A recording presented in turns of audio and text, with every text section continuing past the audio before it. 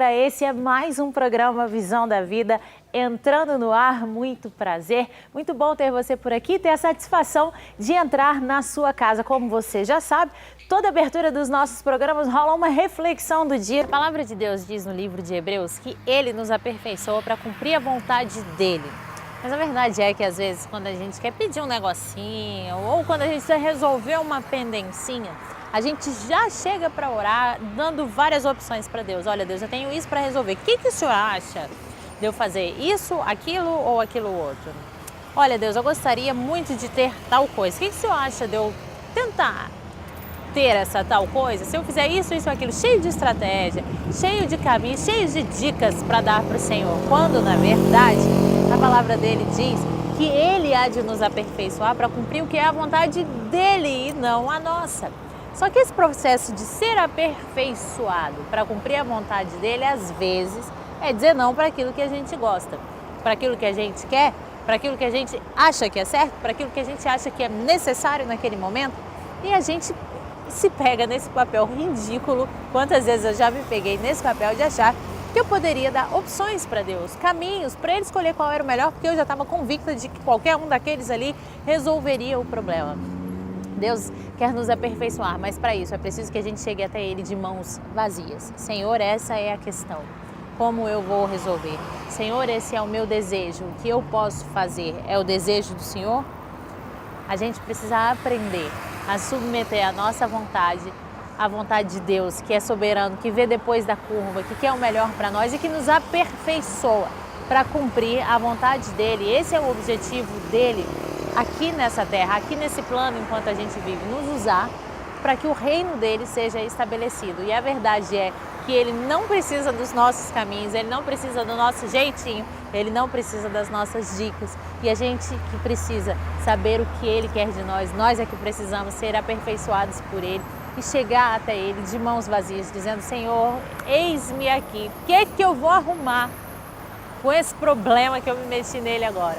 Porque Deus tem o caminho de bênção, Deus tem o caminho de vitória, ainda que no primeiro momento isso nos contrarie, porque Ele é soberano, Ele é maravilhoso e Ele não precisa da minha dica e nem da sua dica. Então a minha palavra para você e para mim hoje é que nós possamos aprender a chegar diante de Deus de mãos vazias e sim, estarmos submetidos a Ele a ponto de sermos aperfeiçoados para cumprir aquilo que Ele tem para mim e tem para você. Deus te abençoe. Estamos de volta e hoje para falar sobre assuntos extremamente relevantes para o nosso país, para a nossa sociedade, para a construção do nosso futuro. Na verdade, a gente tem pautado os nossos programas nas questões mais relevantes da nossa sociedade e aquilo que tem entrado dentro das nossas casas, invadido o nosso cotidiano e às vezes a gente meio que sem saber o que fazer com tanta informação e com esse mundo que se movimenta de forma tão rápida, intensa, dinâmica e cada vez mais diferente. Bom, para falar sobre os nossos temas de hoje é um timaço por aqui, como sempre, né? Aliás, eu vou começar por ela, que me deixou saudades aqui durante 2 semanas. Eu já perdoei. Ela não me pediu perdão, mas eu já perdoei porque sou uma pessoa boa, o meu coração é bonzinho. Ela boazinha também, ela sabe me ganhar. Eu não fiquei nem com raiva, não, tá?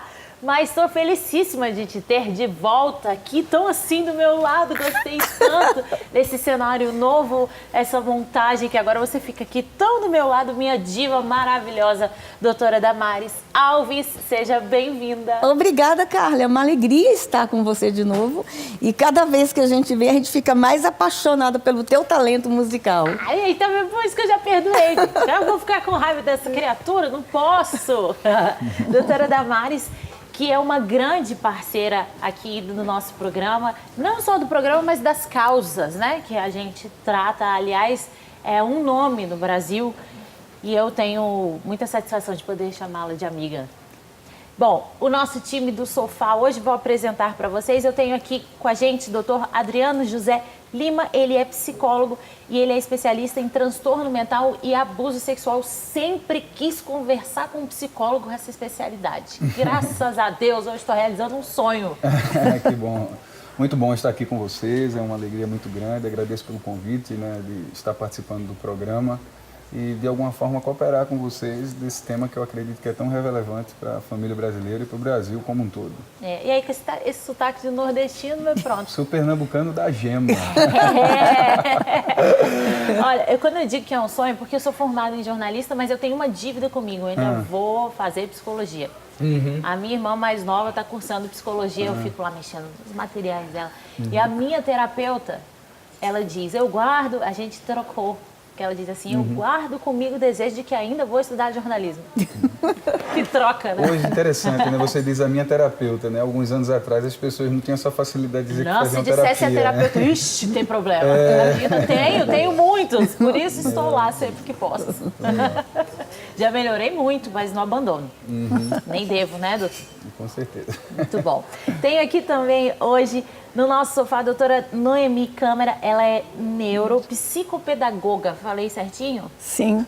Muito prazer recebê-la aqui. Também amo essas pessoas que estudam neuro, que estudam psicologia, que são envolvidas com essa matéria. Hoje, para mim, esse sofá está esplêndido. Uma hora de programa vai ser pouco. Para mim também é uma mesma alegria estar aqui, é uma honra estar batendo papinho com vocês. Olha, quero até fazer uma ressalva aqui também sobre que os nossos sofás têm sido maravilhosos, recheados de pessoas maravilhosas, né? E semana passada não foi diferente. Então, quero mandar um beijo para todo mundo que estava aqui nesse sofá maravilhoso semana passada. Dizer que eu recebi vários feedbacks maravilhosos do programa de semana passada e foi maravilhoso mesmo. Completando o nosso time de hoje, então, doutora Elizabeth Alonso é advogada e membro de movimentos que militam, né, nas causas das mães vítimas de alienação parental, que é uma das nossas pautas de hoje. Doutora Elizabeth, prazer conhecê-la, seja bem-vinda. Muito obrigada, viu? Prazer todo meu de estar aqui. Bom, alienação parental é uma das nossas pautas de hoje, mas nós não vamos falar somente sobre isso. Hoje nós vamos tratar sobre pedofilia também, mas numa abordagem diferente. Pedofilia é doença? É crime? Ou é orientação sexual?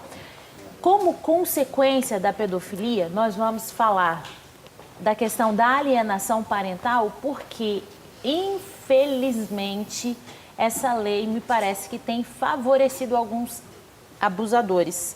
Então, nós vamos esclarecer essas questões aqui com a presença desse time maravilhoso no programa Visão da Vida de hoje. Quando eu disse aqui para o doutor Adriano que eu sempre tive um sonho de conversar com um psicólogo especialista nesse assunto, de fato é porque quando a pedofilia, e acho que graças a Deus ganhou essa visibilidade nacional, né, aliás mundial, o mundo hoje debate a pedofilia, levantou-se questões do tipo, é pura maldade?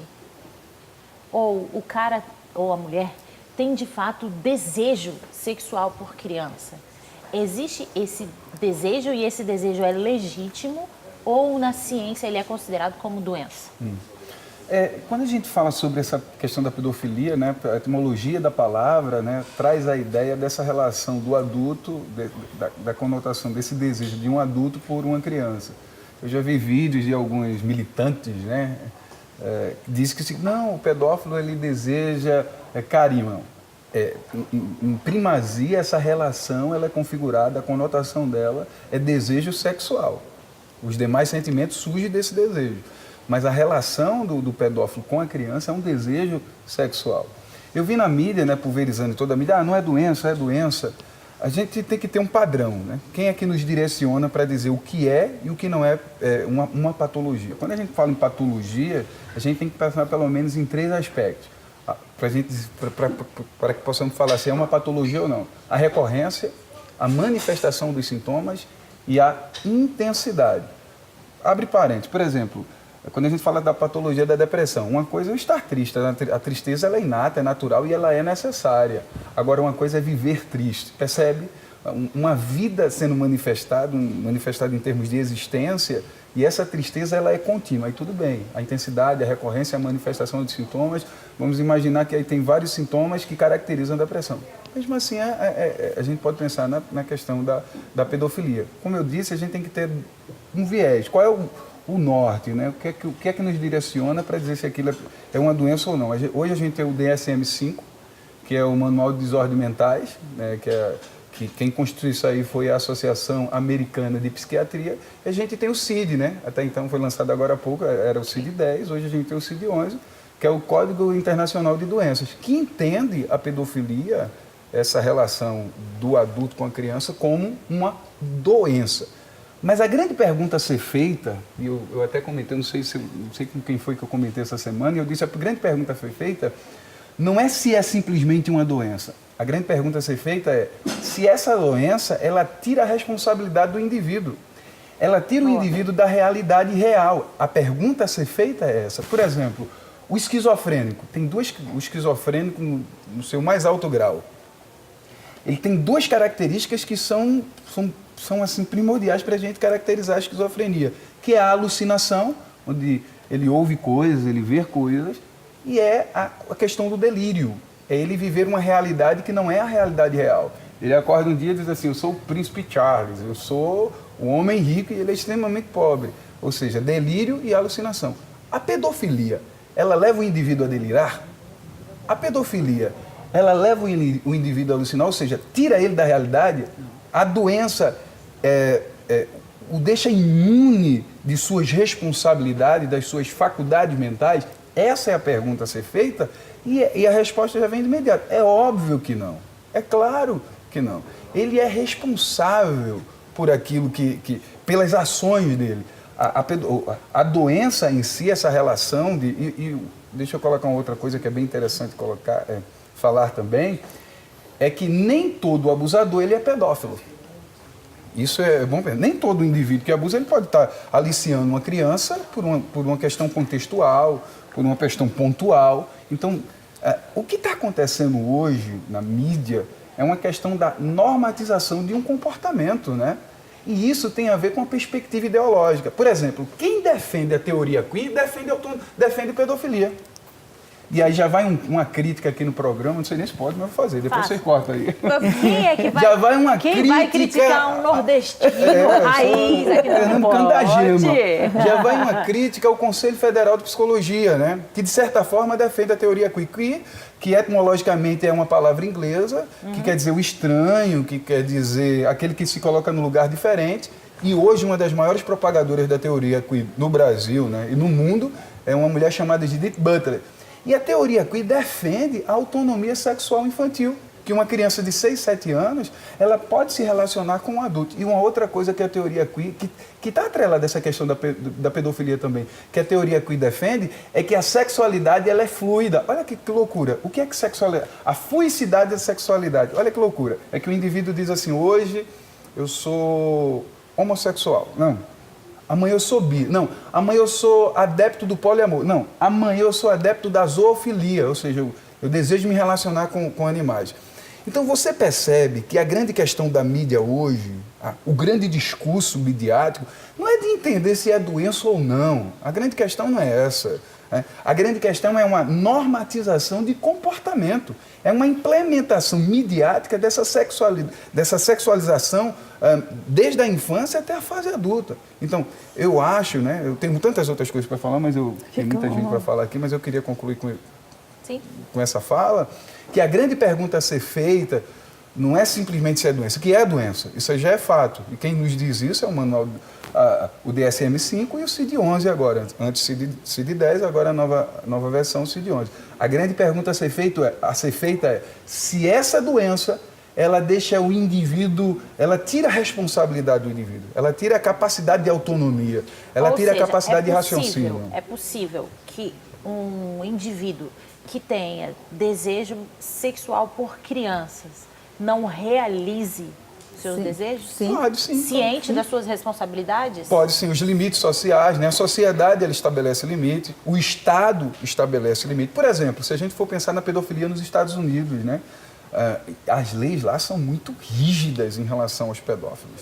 Tem uma coisa chamada, eles denominam lá como sex offender, que são agressores sexuais. Só uma das coisas que a gente poderia colocar é que se um indivíduo ele abusa de uma criança com menos de 12 anos, o mínimo que ele vai pegar de prisão é 25 anos. Então você percebe que o Estado está demarcando limites. Então, nem todo pedófilo, e aí é óbvio, a gente tem que colocar isso também, que nem todo pedófilo ele é um abusador. Sim. Agora, se ele não se tratar e ele não for para um tratamento psicoterápico, ele vai estar correndo risco aí. Diante de uma circunstância, essa ação ela pode acontecer a qualquer momento.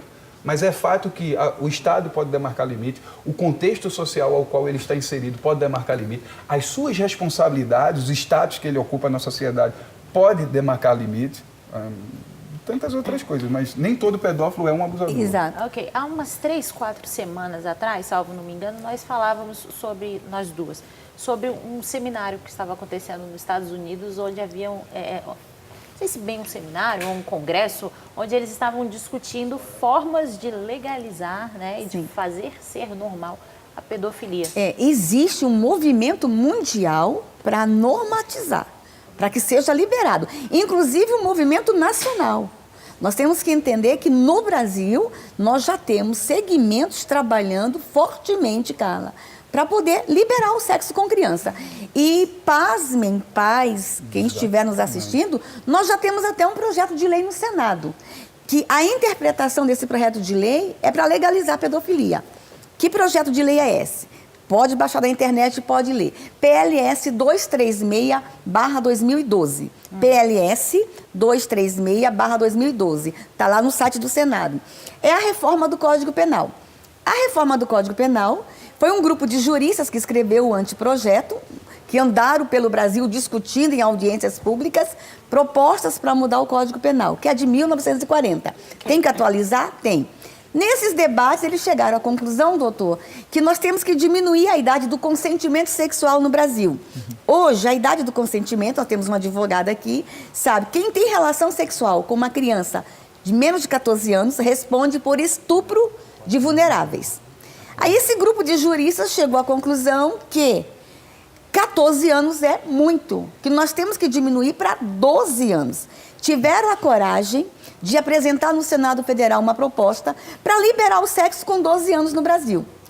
Quando nós falamos que isso ia acontecer no Brasil, disseram que nós éramos radicais. Não, isso nunca vai acontecer. Está escrito, libere-se o sexo a partir de 12 anos. Nessa mesma proposta, Carla, olha o absurdo, vem um outro artigo liberando também as casas de prostituição. E lá está escrito o seguinte, libere-se as casas de prostituição, mas serão fechadas as que tiverem garotos e garotas de programa com menos de 12 anos. Quer dizer, acima de 12 pode? O menor aprendiz no Brasil é 16 anos e a casa de prostituição para poder acima de 12. E havia todo um movimento, Carla, para ser aprovado até dezembro de 2012 essa proposta. E eles usavam diversos argumentos para aprovar com urgência. Um dos argumentos que eles usaram no Senado, doutor, para aprovar essa reforma, a diminuição da idade para 12 anos, é que o presidente Sarney, ele era o presidente do Senado na época, para ele entrar na história como homem que reformou o Código Penal. Havia uma pressa, queriam aprovar em 6 meses, apresentar em julho, dia 8 de julho de 2012, e queriam aprovar até dezembro. Mas não era para dar honra a Sarney, coisa nenhuma.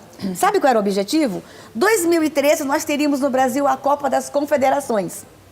2014 a Copa do Mundo.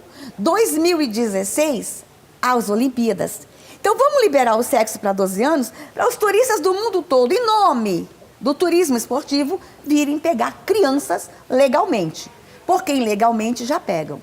Agora, pasme, Carla, está escrito 12. Mas já há um movimento andando nos gabinetes, conversando com um e com outro, que 12 ainda é muito. Que a menina e o menino brasileiro querem sexo com 12 anos. Então, que o ideal seria diminuir para 10. Então, assim, o que ele está falando da teoria aqui, ela tem uma influência muito grande hoje no Brasil. Então, nós estamos partindo. Esse debate, doutor, é doença, não é doença? É que no próxima legislatura vai nortear o Congresso Nacional. E aqui um alerta. Eu estou muito preocupada com a composição do próximo Congresso Nacional. Porque já tem uma proposta para diminuir para 12, estão discutindo se é doença ou se é orientação sexual. Esse debate vai chegar no Congresso. E eu temo a legalização da pedofilia no Brasil Em nome de direitos humanos, inclusive. Temos partidos na Holanda. Na Holanda, a gente já tem partido que defende claramente a pedofilia. Nós temos instituições internacionais, Carla, como a NAMBLA, Associação Norte-Americana de Amor entre Homens e Meninos. Essa instituição, ela é forte e ela tem braço no Brasil. Então, nós temos que estar preocupados, sim, Carla. Poderão apresentar como proposta para a nação? Sim. E os argumentos deles são fortes? Também são. Tipo, o menino de 18 anos está namorando uma menina de 13 anos e 9 meses. Aí eles têm uma relação sexual. Aí o pai da menina denuncia. A menina quis. O coitado do menino vai para a cadeia como estuprador porque a menina quis. As meninas estão querendo, coitadinho do menino. O que aconteceu com o Brasil, doutor? Erotizamos criança. Elas estão erotizadas. Justamente. Elas estão indo para a cama. Então, por elas estarem erotizadas, porque há um movimento de erotização de criança no Brasil, tudo muito articulado, Carla. É tudo muito orquestrado. Então, esse movimento erotizou por anos crianças no Brasil, na arte, na literatura, no cinema, na televisão, na escola. Aí as crianças estão erotizadas. Então, vamos aproveitar que elas estão erotizadas? Vamos liberar o sexo para as crianças? Então, é aí que eu pergunto para a doutora Noemi. Essa erotização infantil, esse discurso de que as meninas ou os meninos, eles querem fazer sexo aos 12 anos de idade, aos 10 que seja, vem de um contexto da sociedade em que cada vez mais prega que a afirmação de um ser humano está na capacidade que ele tem de manter uma vida sexual ativa a qualquer preço, a qualquer custo, com qualquer idade. Neurologicamente falando, é correto, também não sei se nem correto é a palavra ideal para usar, mas uma criança com 10, 11 anos de idade deveria estar pensando em sexo? Eu vejo como mãe isso primeiro. Eu acho que as mães hoje também estão contribuindo para isso. Porque a menina está sendo vestida como uma mocinha, com batom na boca, cabelinho penteado, a roupa, o comportamento, a liberação. Eu acho que até a mãe contribui, talvez inconscientemente, mas muita mãe acha isso muito normal. Bom, eu como mãe e como uma neuropsicopedagoga, eu não vejo isso como normal. Eu não acho que a criança está totalmente preparada para isso. Nem alfabetizada ela se encontra e nem fisicamente ela está já determinada, prontinha para isso. Então eu acho que a criança hoje, ela está sendo manipulada, ela está sendo levada, ela está sendo trabalhada na cabeça para enfrentar essa situação. Porque muitas coisas, quando nós trabalhamos com crianças, a gente vê tanta inocência interna que ela não tem condições nem para ser alfabetizada. Então, eu vejo no sentido assim, se você trabalha com crianças simples, você vê que tem uma natureza mais solta. Aquela criança que é mais condicionada, mais acompanhada, ela é mais contida. Mas isso também não quer dizer que a criança não sinta. Depende muito do ambiente onde ela vive. Eu costumo dizer que eu não sei o que me deixa mais chocada quando eu tomo conhecimento de alguma situação de criança abusada, sabe, doutor? Não sei o que me deixa mais assustada. Quando eu vejo que uma criança foi abusada sexualmente e ela sofreu ou sofre com aquilo, ou quando vejo uma criança que vem de um histórico de abuso sexual participando daquilo e aparentemente gostando, como se fosse algo normal. As duas Aí depende muito da prática, muito. Né, doutor? Depende muito de como vive. Ela trouxe bem interessante essa questão da sexualidade. E aí eu vou citar um teórico. O grande discurso desse pessoal, né? De onde é que é esse negócio aí, né? Quero saber qual é a base científica. Vamos lá. Tem a Berasturi traz uma coisa bem interessante sobre essa questão do desenvolvimento da adolescência, já que você trouxe com 12 anos, tá o início aí dessa adolescência no sentido do período púrbere, né? Isso. Que existe, ela diz o seguinte, que existe o luto, o luto psíquico, ou seja, está morrendo uma organização psíquica para a entrada de uma outra construção psíquica, o luto corporal e o luto pelos pais da infância. Então, se fala de luto corporal, essa coisa da sexualidade é inato ao indivíduo. Né? Primeira grande pergunta. É inato, a gente tem os hormônios, está acontecendo eu denomino isso como uma revolução hormonal. Os hormônios estão em transformação, o corpo está em transformação. O adolescente, como ele é tudo ou nada, né? O que é tudo não quer nada, ou vai. Esse período, essa questão das polaridades, essa questão da sexualidade é inata ao adolescente. Os pais, Donald Winnicott, que foi psicanalista, 40 anos psiquiatra, trabalhou com psiquiatria infantil, ele diz o seguinte: o desenvolvimento ele vai acontecer de qualquer jeito. Quem vai proporcionar se esse desenvolvimento psíquico, esse desenvolvimento do indivíduo enquanto ser existente, se ele vai acontecer de maneira saudável ou não, quem vai proporcionar isso é a relação parental. São os pais. Imagina se esse pai é o predador. Imagina se esse pai é o abusador. Imagina se é esse pai o degradador dessa infância. Interessante que você traz aí os danos. Você trouxe um pouco aí sobre essa questão do que pode acontecer. O abuso sexual, ele não só traz danos para a infância, sim, quanto para a fase adulta. Sim.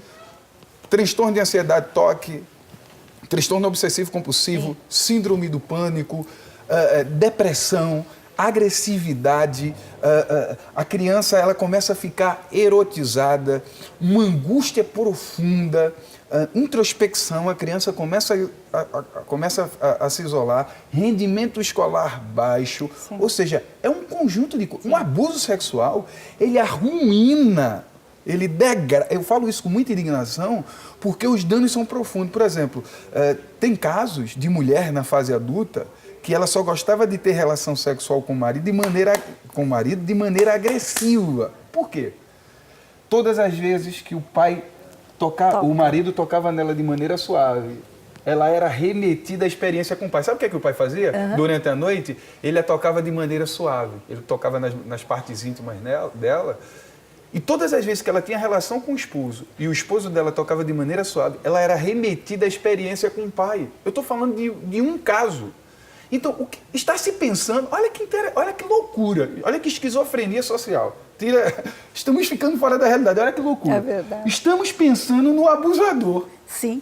No pedófilo. E não na criança. E não sim, na criança. Não na criança. Exatamente. Não na criança. Sim. Inclusive, doutor, o senhor trouxe um fator muito importante que a gente precisa chamar a atenção de quem está nos ouvindo. Nem sempre o abuso é com dor, com sangue, com crueldade, com violência. Isso. Então, quando se fala de pedofilia, Carla, a imagem que tem é um homem muito bruto, machucando a criança cheia de sangue. Não. Longe disso. Longe disso. Muitas vezes o abuso ele é prazeroso para a criança. O abusador sabe... Para mim, ouvir isso é devastador. O abusador sabe onde tocar, como tocar. O nosso corpo, Carla, foi feito para o sexo. Sabe como manter perto, né? Mas para ser despertado na hora certa. Então, eu trabalhei na CPI da pedofilia, hoje eu trabalho como assessora jurídica na CPI dos maus tratos no Senado. Nós chegamos a prender pedófilos, abusadores, que quando se coloca no camburão, a Beth sabe disso, a Beth conhece alguns casos de crianças erotizadas e que se apaixonam por ele, porque elas chegam a chorar, não leve o tio. Porque o tio, às vezes, é a única fonte de prazer que a criança tem, cara. Tem um filme, O Quarto de Jack, se não me engano. Isso, tem. Vocês já viram esse filme? Em que Quarto de Jackson. É baseado em fatos reais. Isso. É uma menina, ela é raptada adolescente, já viu? Sim, já assisti. Então, e ela desenvolve essa relação de te amo, te odeio, de afeto, né? Com o abusador. Ai, com uma coisa horrorosa. Olha só, a gente vai falar sobre alienação parental ainda, que tem tudo a ver com isso que a gente está dizendo. E a gente precisa por um intervalo. Só queria falar antes de uma coisa. Lá no meu estado... foi preso pela DPCA, Delegacia de Proteção à Criança e Adolescente, mandar aqui meus cumprimentos ao delegado que tem feito um brilhante trabalho à frente da DPCA, do delegado Dr. Lourenço Pasolini, um servidor público da Prefeitura de Vitória, capital do meu estado, ele foi preso em flagrante, dormindo na casa dele com uma menina de 10 anos de idade. Ele não foi pego no ato do abuso, eles já estavam dormindo, já tinha acontecido, né, a noitada, mas através de denúncia, a polícia foi fazendo essa investigação e, enfim, deu esse flagrante nele. E no depoimento dele, e aí com quebra de sigilo telefônico, né, dizendo, ele como aliciador ali no bairro, ele era alguém influente no bairro dele, dizendo, aliciando as meninas, eu gosto das novinhas, essas coisas assim, a menina com 10 anos de idade, no depoimento tete a tete, foi perguntado, ele falou assim, eu não sabia que ela só tinha 10 anos de idade. Você é pai? Foi perguntado para ele, você é pai? Sou, eu tenho uma filha de 15 anos. Ele tem uma filha de 15 anos, mas ele não sabe a diferença de uma menina com 15 para uma menina de 10. Você vê que é da característica da perversão, né? Perversão. Estrutura de personalidade exatamente. perversa. E aí, foi levantada a questão aqui do abusador ser alguém da rotina, se for o pai, por exemplo, que é muito comum, e a partir desse muito comum, a gente vai falar então no próximo bloco sobre a questão da lei da alienação parental. Rapidinho, não sai daí, chama mais gente para assistir com você o próximo bloco que a gente já está de volta.